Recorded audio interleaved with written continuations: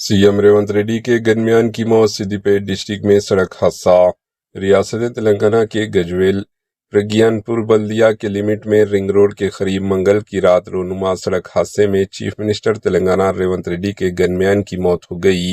मुताल्लिका circle inspector Ravi Kumar के मुताबिक किरण 35 साल जो हैदराबाद के ISW इंटेलिजेंस विंग में ड्यूटी पर तैनात बताए जाते हैं, कार में जा रहे थे। इसी दौरान प्रज्ञानपुर रिंग रोड के पास इनकी कार पंक्चर की दुकान के सामने खड़े एक ट्रक से पीछे से टकरा गई।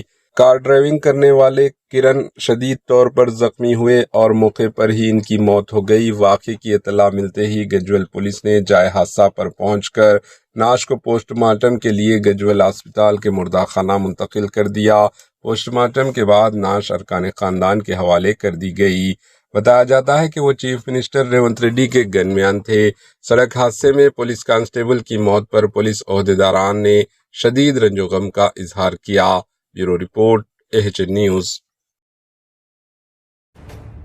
AHN न्यूज़ के YouTube चैनल को सब्सक्राइब करें और बेल आइकन को दबाना ना भूलें ताकि आपको हर नई आने वाली वीडियो का नोटिफिकेशन बर वक्त मिल सके।